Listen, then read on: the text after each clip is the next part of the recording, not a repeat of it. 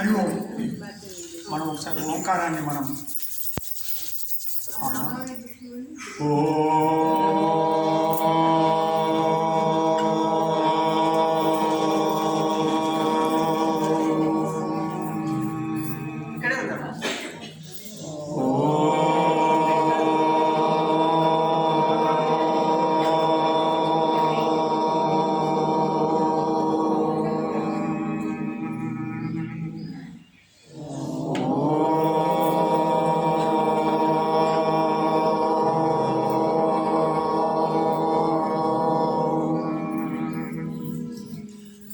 गुरु ब्रह्मा गुरु विष्णु गुरुदेवो महेश्वरः गुरु साक्षात् परब्रह्म तस्मै श्री गुरवे नमः।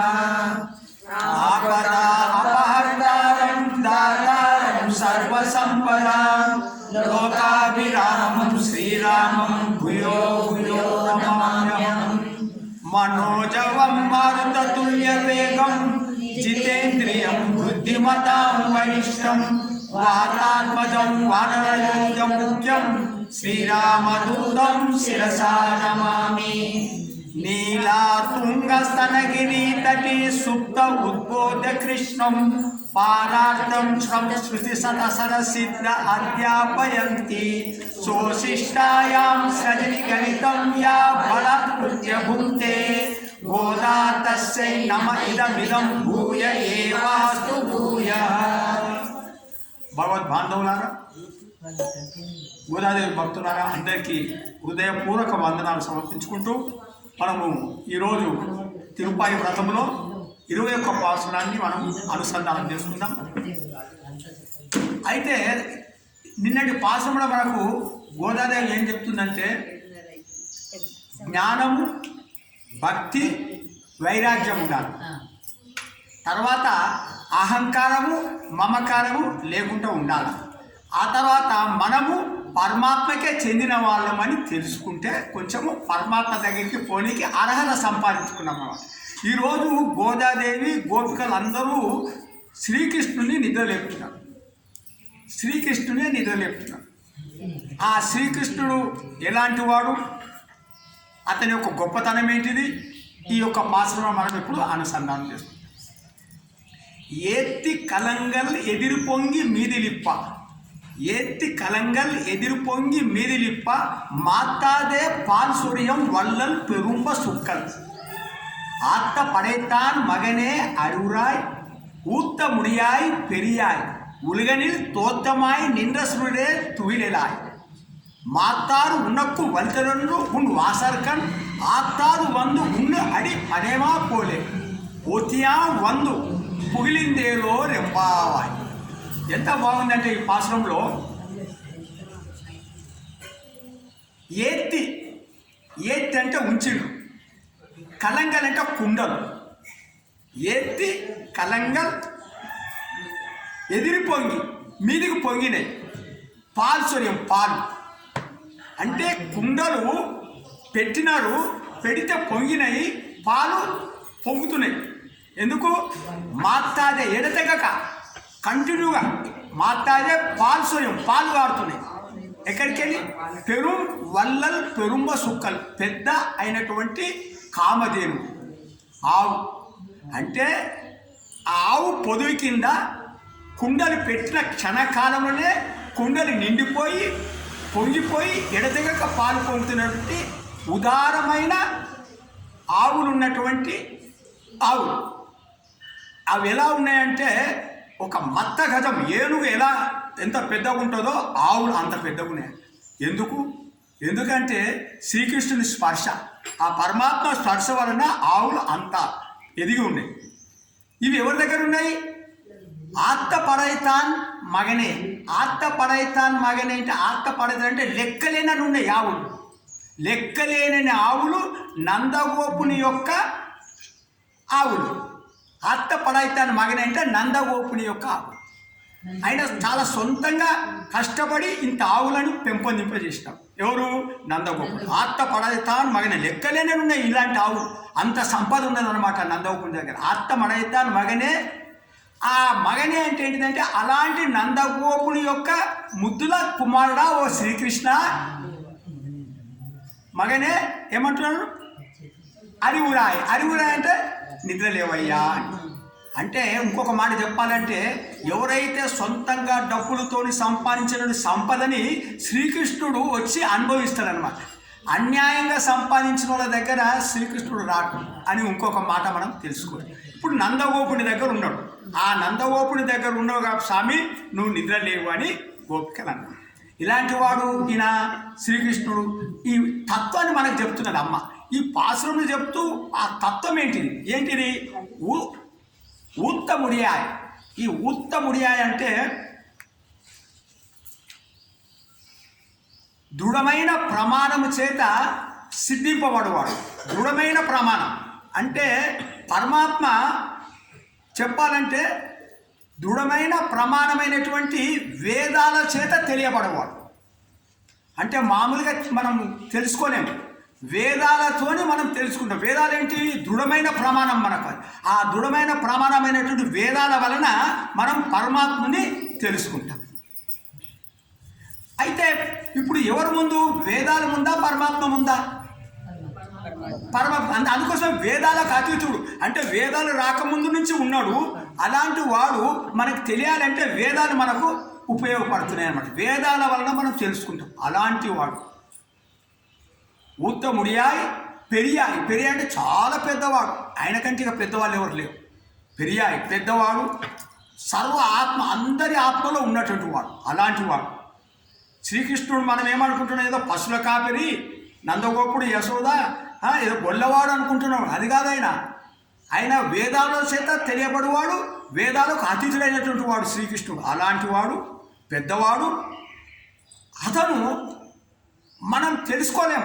మనం ఈ మనస్సు చేత ఈ వాక్కు చేత పరమాత్మని మనం తెలుసుకోలేం. అలాంటి వాడు ఉలిగ నీళ్ళు అన్నాడు. ఉలిగ నీళ్ళు అంటే ఈ భూమి మీద, ఉలిగ నీళ్ళని ఈ భూమి మీద తోత్తమాయి అంటే అవతరించింది. మన కంటికి మన యొక్క మనసుకు మన వాక్కుకు అందనటువంటి ఆ పరమాత్మ మనకు ఈ భూమి మీద మన ఈ ఇంద్రియాలకు అందేటట్టు అవతరించింది. తోత్తమాయి అవతరించి తోత్తమాయి నిండ్ర ఉన్నాడు. నిండ్ర ఉండి సుడరే. సుడంటే తేజ స్వరూప. అంటే మా గురించి ఈ భూమి మీద అవతరించినటువంటి ఓ తేజ స్వరూప ఓ శ్రీకృష్ణ పరమాత్మ తూలేరాయి నిద్రలేవయ్యా అన్నాడు. ఇలా ఇంకా ఎలాంటి వాడు శ్రీకృష్ణుడు అని చెబుతాడు. ఇంతటి వాడు ఇంకా ఎలాంటి వాడంటే మాత్తారు ఉనక్కు. మాత్తారు అంటే శత్రువులు. మాత్తారు ఎవరు శత్రువులు? పరమాత్మకి ఎవరు శత్రువులు అంటే పరమాత్మని ఎవరైతే ద్వేషిస్తారో వాళ్ళు శత్రువులు. పరమాత్మ అంటే ధర్మాన్ని ఎవరైతే ఆచరించారో వాళ్ళు శత్రువులు. ఎవరికైతే అహంకారము మమకారం బాగా ఉంటుందో వాళ్ళు పరమాత్మకు శత్రువులు. ఎవరైతే సాధువులని హింసిస్తారో వాళ్ళు పరమాత్మకు శత్రువులు. ఎవరైతే భక్తులని ఏడిపిస్తారో వాళ్ళు పరమాత్మకు శత్రువులు. అలాంటి వారు మాత్తారు ఉనక్కంటే నీకు మాత్తారు ఉనక్కు వలి తొలండు. వలి అంటే బలం, తొలినంటే తొలగించుకున్నారు. అలాంటి వాళ్ళు అలాంటి శత్రువులు కూడా వాళ్ళ బలాన్ని వదిలిపెట్టేసినారు. వలితలండ్రు ఉన్వాసర్కని నీ యొక్క ఇంటి ముందట వచ్చి నిల్చున్నారు. ఎవరు? శత్రువులు కూడా నీకు భయపడి వాళ్ళ బలాన్ని వదిలిపెట్టేసి నీ ఇంటి ముందట వచ్చి నిల్చున్నారు. ఉన్వాసర్కన్ వచ్చి ఏం చేస్తున్నారు? ఆత్తాలు గతి లేక, ఆత్తాలు ఇంకా వేరే గతి లేదు. ఎవరికి? ఆ శత్రువులు తెలుసుకున్నారు. పరమాత్మ కంటే మనల్ని ఎవడు కాపాడు లేడని తెలుసుకొని ఆత్తాలు వచ్చి ఉన్నంటే నీ యొక్క రెండు పాదములు నీ దివ్య మంగళ పాదాలకు ఉన్నడి ఫణేమా పోలే అంటే కైంకర్యం చేస్తున్నారు. ఎవరు? శత్రువులు నీ యొక్క బలానికి భయపడి వాళ్ళ బలాన్ని పోగొట్టుకొని ఏమి గతి లేక నీ పాదముల దగ్గరకు వచ్చి నీ పాదములను కైంకర్యం చేస్తున్నారు. అంతటి పాదాలు. ఎందుకంత పాదాలు గొప్పదంటే నిన్న రామభద్రాచార్య చెప్పిండు ప్రసంగంలో చాలా మంచిగా అనిపించింది. ఎందుకు పరమాత్మ పాదాలు, మనం పరమాత్మ పాదాలు సేవించాలా, పరమాత్మ పాదాలు సేవించాలి. ఎందుకు పవిత్రమైన ఈ పరమాత్మ పాదాలంటే ఎవరి యొక్క ఆచరణ పవిత్రం ఉంటుందో వాళ్ళ పాదాలు పవిత్రం ఉంటాయి. ఎంత మంచి మాట! ఎవరి ఆచరణ పవిత్రం ఉంటుందో వాళ్ళ పాదాలు అంత పవిత్రం. అందుకోసమే స్వామివారి యొక్క ఆచరణ అంత పవిత్రం కాబట్టి ఆ పాదాలు అంత పవిత్రం. ఆ పాదాల యొక్క గొప్ప ఏంటిది? ఆ పాదాల దుమ్ము సోకితే ఒక రాయి ఒక నారి అయిపోయింది. పాదాల దుమ్ము సోకితే ఒక రాయి నారి అయింది. ఆహల్య. ఆ పాదాల నుంచి ఎప్పుడైతే మన వామన అవతారం ఎత్తి ఆ పాదాలను 3 లోకాలు కొలిసి నీకు పాదాలను మీదికి పంపితే ఆ పాదాల చివరి నుంచి ఆ గంగ ప్రవహించింది. అంటే పాదాల నుంచి గంగ ప్రవహించింది.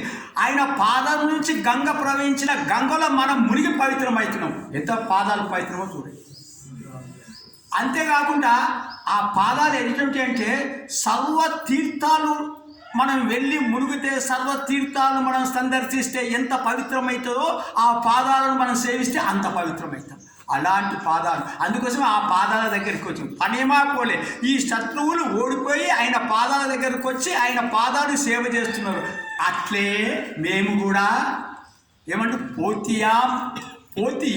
యామ్ అంటే మేము దాసభూతు నీకు దాసులమై మేము దాసులమై వచ్చినాం. ఎట్లా వచ్చినాము దాసులము? ఏ రకంగా అంటే నువ్వు ఎలాంటివి అంటే నిరుప ఉపాధి అయినటువంటి ఓ స్వామి. అంటే నీకు ఒక ఉపాధి లేదు.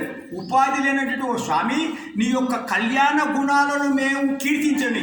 ఎలాంటి కళ్యాణ గుణములు? స్వామివారి సౌలభ్యము, సౌశీల్యము, వాత్సల్యము, ఇలాంటి గుణాలు ఉన్నటువంటి ఓ స్వామి నిన్ను కీర్తించడానికి మేము వచ్చాము. ఎట్లా వచ్చినాము? వాళ్ళు శత్రువులు వాళ్ళ బలం వదిలిపెట్టి వచ్చినారు. మేము నీ కళ్యాణ గుణాలకు ఓడిపోయి నీ కళ్యాణ గుణాలకు దాసులై మేము వచ్చినాం. ఎట్లా? మేము కూడా మా దేహ ఆత్మ అభిమానం వదులుకున్నాం. దేహమే ఆత్మ అనుకుంటున్నాం. ఆ అభిమానాన్ని వదిలికి వచ్చేసినాం. అంతేకాకుండా ఎట్లా వచ్చినామంటే మా బంధువులందరినీ వదిలిపెట్టి వచ్చేసినాం. మా స్నేహితులందరినీ వదిలిపెట్టి వచ్చేసినాం. ఎందుకు? నీ దగ్గరికి రానికి. ఇంతమందిని వదిలిపెట్టి, సర్వము వదిలిపెట్టి నీ పాదాలు సేవించడానికి మేము కూడా వచ్చినాం. ఎట్లా? నీ యొక్క గుణాలను కీర్తిస్తాము. పొత్తియాం వందం. ఇదేంటిది? పుగిలిందేలో ఎంబావై. పుగిలిందేదంటే నీ గుణాలను స్తోత్రం చేస్తాం, అంటే పాడుతాం. నీకు మంగళ శాసనం చేస్తాం. అంటే ఏం చెప్తుందంటే నీకు మంగళ శాసనం చేయడానికి వచ్చినాం. నీ దగ్గర నుంచి ఏమి తీసుకోపోకుండా వచ్చినాం. ఎందుకంటే నీకు మంగళం జరగాలి, అంటే నీకు శుభం జరగాలి. మాకు ఏమైనా పర్వాలేదు. ఇది భక్తులు. ఇది గోదాదేవి. చాలా గొప్ప మాట. నీకు మంగళం అంటే మంగళ శాసనం పాండ్యం ఇప్పటిదాకా. మంగళ శాసనం పరమాత్మకి ఎందుకు చేస్తున్నావు? మంగళ శాసనం అంటే ఆయనకు శుభం కలుగుగాక, నువ్వు శుభంగా ఉండాలి. మాకేం కష్టమైనా పర్వాలేదు. మనం ఎలా ఉంటున్నామంటే ఆయన దగ్గర నుంచి నాకు ఇది కావాలా అది కావాలని భక్తులు కోరుకోరు. అది గోదాదేవి మనకు అందిస్తున్నది. స్వామి నీకు శుభము కలగాలి, నువ్వు మంచిగా ఉండాలా, నువ్వు క్షేమంగా ఉండాలా, నాకేమైనా పర్వాలేదు స్వామి, నీ దగ్గర నుంచి మేమేమి తీసుకోవడానికి రాలేదని చెబుతూ ఈ రకంగా మనకు అమ్మవారు మనకు అందించిన పాసనం. ఒకటి చెప్పడం మర్చిపోయినా, ఈ పాలు ఏదైతే ఉన్నదో ఈ గోవులు అంటే వేదాలు. గోవులు అంటే వేదాలు. కొంచెం అర్థం చేసుకోండి. గోవులు అంటే వేదాలు. అందులో పాలేంటి అంటే ఆ పరమాత్మ యొక్క స్వరూపము, గుణాలు. ఆవులంటే వేదాలు. ఆవుల పాలు ఉన్నాయి. వేదాలలో ఏమున్నాయి అంటే భగవంతుని స్వరూపము, భగవంతుని గుణాలు ఉన్నాయి. ఈ నందుడు ఎవరంటే ఆచార్యుడు. ఈ ఆచార్యుడు ఏం చేస్తాడు? వేద అధ్యయనం చేసి వాటిని శిష్యులకు అందిస్తాడు. ఇక్కడ శిష్యులు ఎవరు? పాలు ఎక్కడ పడుతున్నాయి? కుండలు పడుతున్నాయి. కుండలంటే ఎవరు? శిష్యులు. కుండలంటే శిష్యులు. పాలు కుండలు పడుతున్నాయంటే ఆచార్యుడు చెప్పినటువంటి భగవంతుని గుణాలు శిష్యులు తీసుకుంటున్నారు. ఇదన్నమాట ఇక్కడ లోతైన అర్థం. అంటే ఆవులు అంటే వేదాంగాలు, నందుడు అంటే ఆచార్యుడు, ఆ పాత్రలు అంటే శిష్యులు, ఆ పాలంటే ఏంటిదంటే ఆ వేదంలో ఉన్నటువంటి ఆ పరమాత్మ యొక్క స్వరూపాలు గుణాలు ఆ విధంగా అవి పొంగి పొర్లుతున్నాయంటే ఆచార్యులు వాళ్ళు చెబుతూ ఉంటే శిష్యుల యొక్క హృదయాలు ఆ పరమాత్మని గుణాలతో పొంగి పొర్లుతున్నాయి అన్నమాట. అలాంటిది అన్నమాట. హరే నమః, హరే నమః.